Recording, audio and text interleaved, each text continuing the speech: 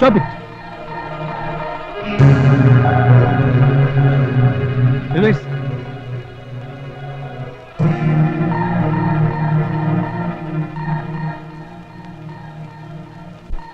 വന്ന കഴിവുറ മോനെ നീയാണല്ലേ? സാർ, അത് കവിതയുടെ വരനാണ്. IAS officer mister Prafullakumar. IAS officer? ഇവൻ ഇന്റർനാഷണൽ ഫ്രോഡാ.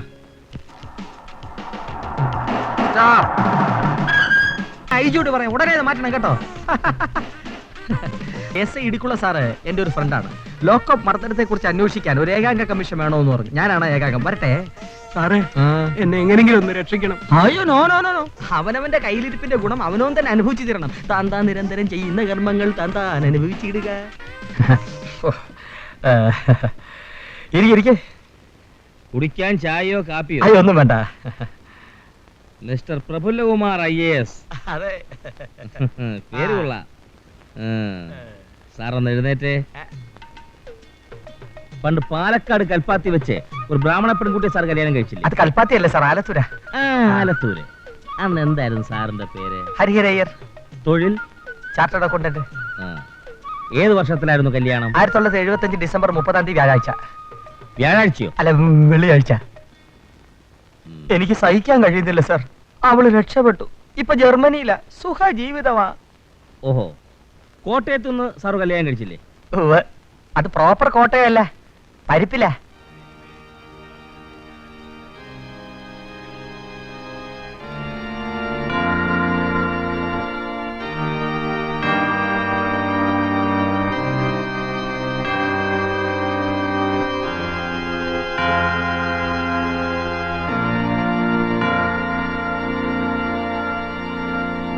പരിപ്പ് കേസിലെങ്കിലും ഞാനൊന്ന് രക്ഷപ്പെടുമെന്ന് വിചാരിച്ചതാ. എല്ലാത്തിനും സമയം നന്നാവണ്ടേ. അന്നാരായിരുന്നു? അന്ന് ആരായിരുന്നു?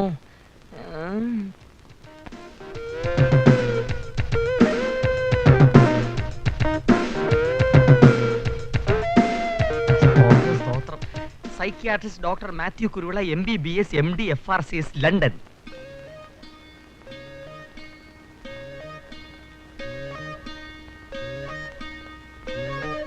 അപ്പൊ മലപ്പുറത്തടുത്ത് മഞ്ചേരിയിൽ നീട്ടിയ വേഷം എന്തുവാടാ? സാറിന്റെ ഒരു ഓർമ്മശക്തി. അറബിയുടെ, സാക്ഷാൽ അറബിയുടെ ഷേഖ് അബ്ദുൽ ജമാലുദ്ദീൻ ജലാലുദ്ദീൻ നാസറുദ്ദീൻ ബദറുദ്ദീൻ ഷാ. ആ പെങ്കൊച്ചിന്റെ പേരെന്തുവാടാ? ഫൗസിയ.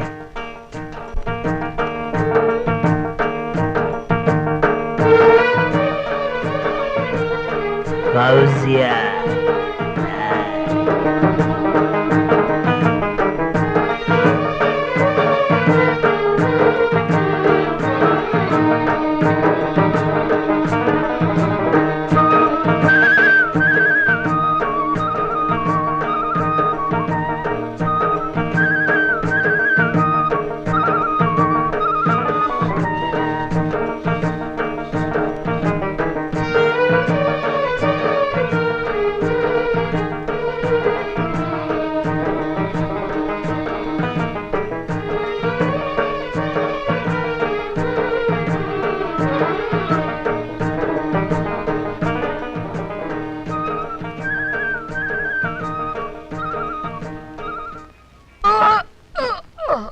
ഒരു മണിയറക്കള്ളൻ നാടൊട്ടുക്ക് നടന്ന് തറവാട്ടി പറഞ്ഞ പെമ്പിള്ളേരെ കല്യാണം കഴിച്ച് തെരുവിലാക്കലാ നിന്റെ പണി.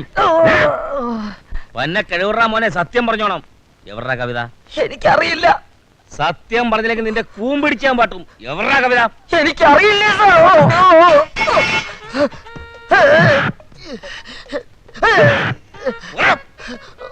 സത്യം പറഞ്ഞില്ലെങ്കിൽ ഈർക്കിലി ഈർക്കിലി. അയ്യോ, സത്യമായിട്ട് അവരെ തട്ടിക്കൊണ്ടുപോയത് ഞാനല്ല. അറിയാവേ സാറിന് എന്നെയും എനിക്ക് സാറിനെയും വർഷങ്ങളായിട്ട് അറിയാം. ഞാൻ ഇതുവരെ സാറിനോട് നുണ പറഞ്ഞിട്ടില്ല. ഈ പ്രഫുല്ലകുമാർ കളവ് പറയില്ല. തട്ടിക്കൊണ്ടുപോയത് ഞാനല്ല സാർ. സാർ എന്നെ തെറ്റിദ്ധരിച്ചിരിക്കുന്നു. എന്നെ വിശ്വസിക്കണം സാർ. സാർ സാർ എന്നെ വിശ്വസിക്കണം സാർ. ഞാനല്ല സാർ. എന്നെ രക്ഷിക്കണം സാർ. സാർ ഞാനല്ല സാർ.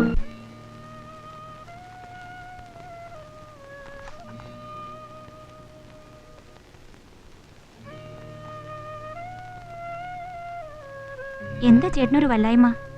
മുഖത്തൊരു പ്രസാദവും കാണുന്നില്ലല്ലോ. എന്തു പറ്റി? ഏയ് ഒന്നുമില്ല. പിന്നെ എന്താ ഇങ്ങനെ ഒരുമാതിരി മൂടിയായിരിക്കുന്നേ? എനിക്കറിയാം, എന്റെ ജീവൻ രക്ഷിക്കാൻ ചേട്ടൻ ഒരുപാട് ബുദ്ധിമുട്ടി. സാരമില്ല മോളെ, നീ രക്ഷപ്പെട്ടല്ലോ. ചേട്ടൻ അത് മതി. മോനെ, ആ മോനെ, ഈ തിരക്കിനിടയിൽ നിന്നോടൊരു പ്രധാനപ്പെട്ട കാര്യം പറയാൻ മറന്നുപോയി. എന്താ അമ്മേ? നിന്നെ ഒരാൾ അന്വേഷിക്കുന്നുണ്ട്. ആര്? വാ, കാണിച്ചു തരാം. നിനക്ക് ഓർമ്മയുണ്ടോന്ന് അറിയാലോ. വാ, മോൾ അതെല്ലാം എടുത്തു വെക്ക്. വാ. നിനക്ക് ഓർമ്മയില്ലേ നമ്മുടെ ഭരതമ്പിള്ള ചേട്ടനെ? ഏത് ഭരതമ്പിള്ള? പണ്ട് നമ്മുടെ അയൽവക്കത്ത് താമസിച്ചിരുന്നില്ലേ? കുഞ്ഞലക്ഷ്മിയമ്മ മരിച്ചപ്പോ അവിടെയുള്ള സ്വത്തെല്ലാം വിറ്റ് നാട്ടിലേക്ക് പോയില്ലേ? നിന്നെ തമ്പുരാൻ തമ്പുരാൻ എന്ന് വിളിച്ച് കളിയാക്കി നടന്നിരുന്നില്ലേ കവിത? അവളുടെ അച്ഛനെ. ആ അതെ.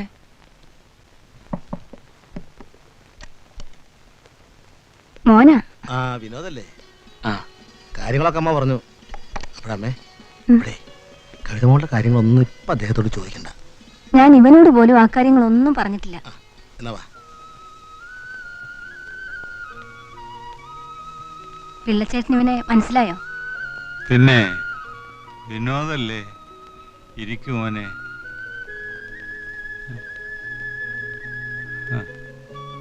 അസുഖമൊക്കെ എങ്ങനെയുണ്ട്?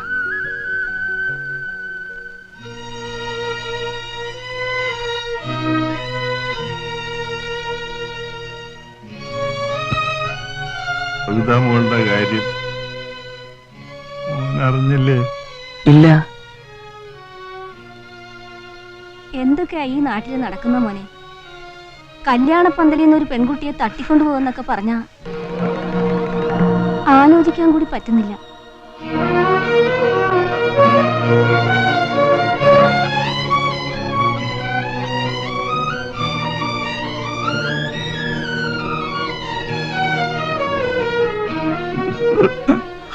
എനിക്ക് അവളല്ലാതെ ആരുമില്ല മോനെ. ആറ്റുതോറ്റുണ്ടായ മോള. എന്റെ മോളെ തട്ടിക്കൊണ്ടുപോയവന്റെ തലയിൽ ഇടിത്തീ വീഴും.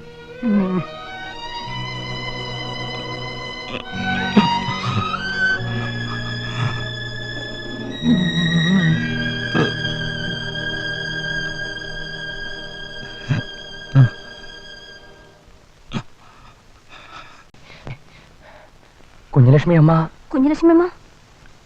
മരിച്ചു.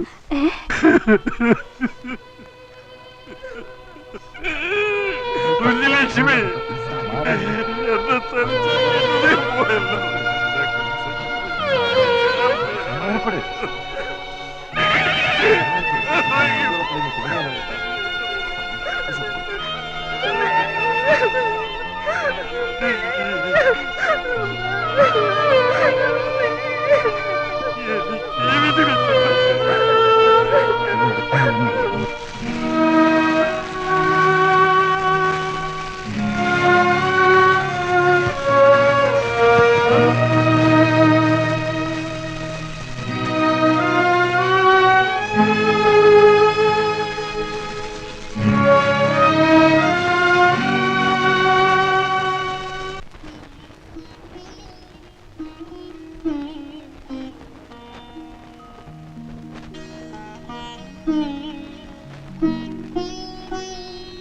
നിങ്ങളൊക്കെ വിട്ടുപിരിഞ്ഞു പോകുന്നതിൽ എനിക്ക് വേദനയില്ലാഞ്ഞിട്ടല്ല.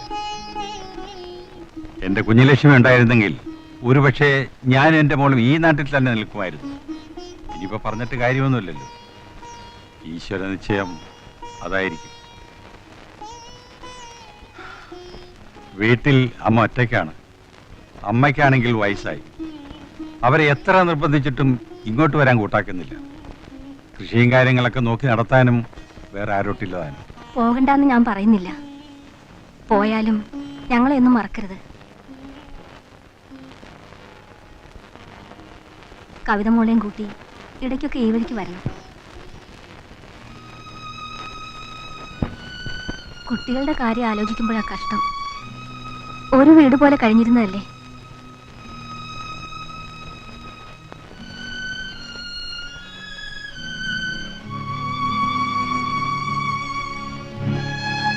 ഇന്ന് ഇനി വൈകിക്കുന്നില്ല, ഞങ്ങൾ ഇറങ്ങട്ടെ. ആ വിരുമോനെ വാ, അവിടെ ഒളിച്ചിരിക്കുകയാണോ? നന്നായി പഠിക്കണം കേട്ടോ, ഉഴപ്പി നടക്കരുത്. ഇതമോളെ പറഞ്ഞു കേട്ടോ. മോൾ ഇവിടുന്ന് പോയാ കൊച്ചു ഞങ്ങളെയൊക്കെ ഓർക്കോ? നമുക്ക് ഇവിടുന്ന് പോണ്ട അച്ഛാ. അച്ഛമ്മ ഇങ്ങോട്ട് കൊണ്ടുവന്നാ മതി. അച്ഛമ്മ വരണ്ടേ മോളെ? അച്ഛൻ വിളിക്കാഞ്ഞിട്ടാ? ഞങ്ങൾ ഇറങ്ങട്ടെ. വാ വാ മോളെ.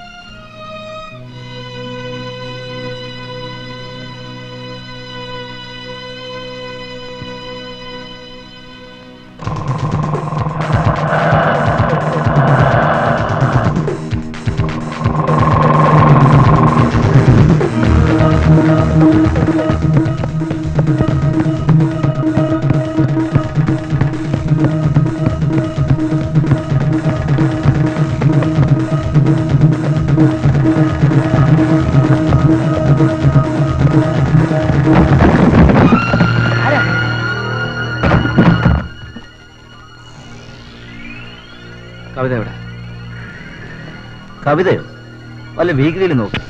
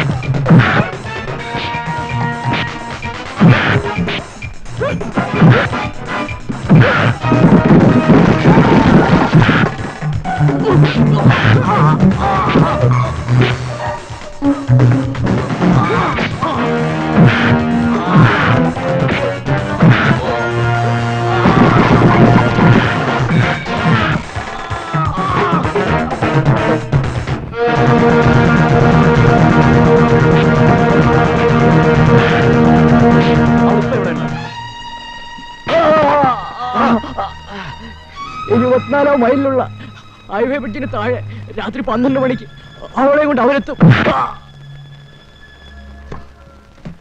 സാർ, ഭരതമ്പിള്ള സാറിനൊരു കവറുണ്ട്. മകൾ അപ്രത്യക്ഷയായി എന്നറിഞ്ഞപ്പോ ഒരച്ഛനെന്ന നിലയ്ക്ക് താങ്കൾക്കുണ്ടായ വികാരം എന്തായിരുന്നു?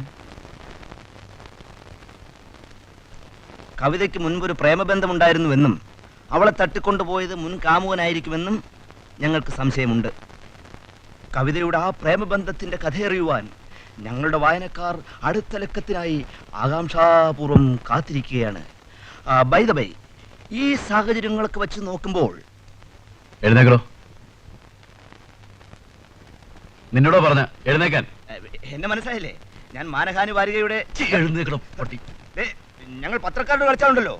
താനൊരു ചുക്കും ചെയ്യില്ല. മാനഹാനി തന്നെ പോലുള്ള പീറ പൈങ്കിലേക്ക് യൂസ്ലെസ്. ആ ഇത് അമ്മാവൻ ആരോ കൗണ്ടറിൽ ഏൽപ്പിച്ചിരുന്നതാണ്. എന്താ മോനെ പൊട്ടിച്ച്?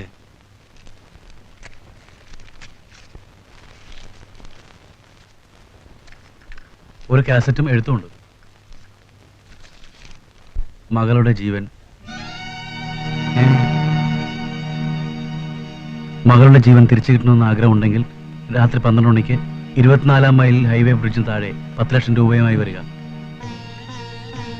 സമയം തെറ്റിക്കുകയോ പോലീസിൽ വിവരം അറിയിക്കുകയോ ചെയ്താൽ മകളുടെ ജീവൻ തന്നെ നഷ്ടപ്പെടും എന്ന് ഒരു അജ്ഞാതൻ.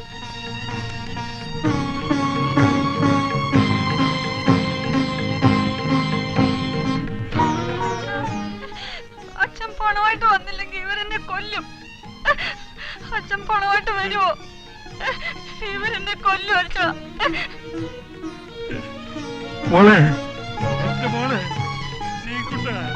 എന്റെ മോളെ രക്ഷിക്കൂടെ? അമ്മാവാ, ഇതിങ്ങനെ വെറുതെ വിട്ടാൽ ശരിയാവില്ല. നമുക്കൂടെ പോലീസിൽ വിവരം അറിയിക്കാം. വേണ്ട, പോലീസിൽ അറിയിക്കണ്ട. അവരറിഞ്ഞാൽ എന്റെ മോളെ പിന്നെ നമ്മൾ എന്ത് ചെയ്യും?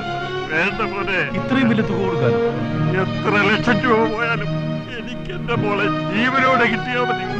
കാര്യമൊക്കെ ശരിയാ, പക്ഷേ ഒരു പക്ഷേയും വേണ്ട. എന്ത് വില കൊടുത്തും നീ അവളെ രക്ഷപ്പെടുത്തണം. അവളാണ് എന്റെ എല്ലാം. എന്റെ എല്ലാ സ്വത്ത് നഷ്ടപ്പെട്ടാലും എന്റെ മോൾ എനിക്ക് നഷ്ടപ്പെടരുത്. അത് മാത്രം എനിക്ക് സഹിക്കില്ല. അമ്മാവ, അത് അവരെ ചോദിക്കുന്ന എന്തും കൊടുക്ക. നീ ചെല്ലു മോനെ.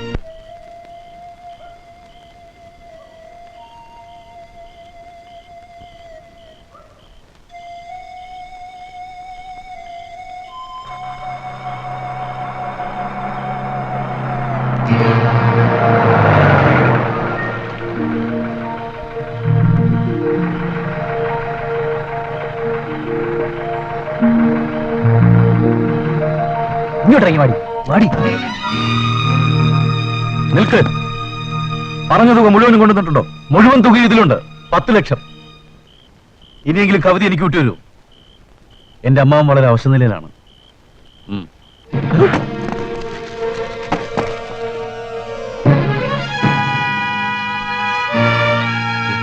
അതെ, ഞാൻ തന്നെ.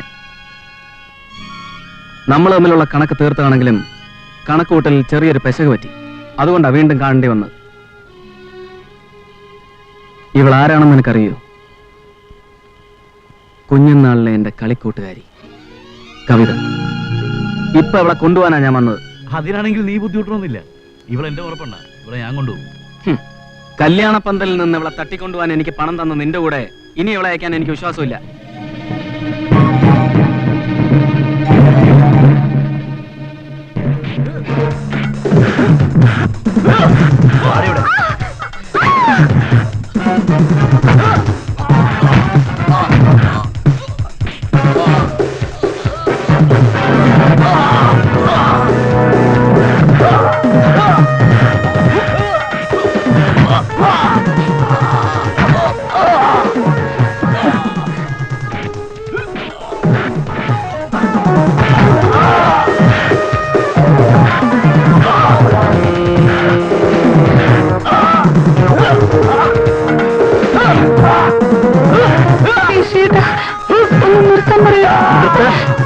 എല്ലാത്തിനും കാരണക്കാരനവനാ.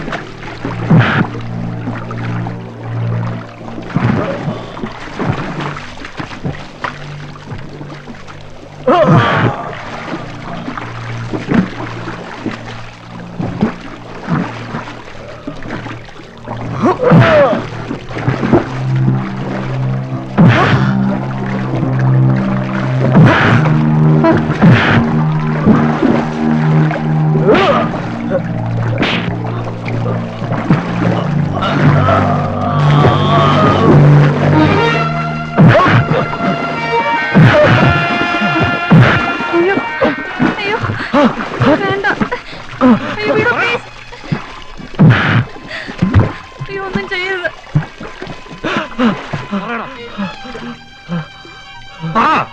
എന്തിനു വേണ്ടിയാ നീ ഇതൊക്കെ ചെയ്തത്?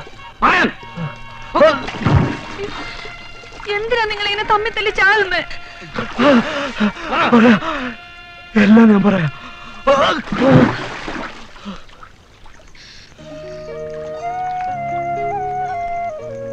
കുട്ടിക്കാലം മുതലേ എന്റെ മനസ്സിലൊരു ചിത്രം ഉണ്ടായിരുന്നു. കവിതയുടേത്. എൻ്റെ മുറപ്പെണ്ണ് എന്നും എൻ്റേത് മാത്രമായിരിക്കും ഞാൻ കരുതി. അവളെ ഞാൻ ജീവിതത്തിൽ സ്നേഹിച്ചു. ഗൾഫിലായിരുന്നപ്പോഴും മനസ്സും നിറയെ അവളായിരുന്നു. പക്ഷേ എൻ്റെ കണക്കുകൂട്ടലായ അമ്മാവൻ തെറ്റിച്ചപ്പോൾ അമ്മാവനെതിരെ എനിക്കിങ്ങനെയൊക്കെ ചെയ്യേണ്ടി വന്നു. അതിനെ ഞാൻ കരുവാക്കിയത് വിനോദിനെയും. എന്നോട് ക്ഷമിക്കണം രണ്ടുപേരും.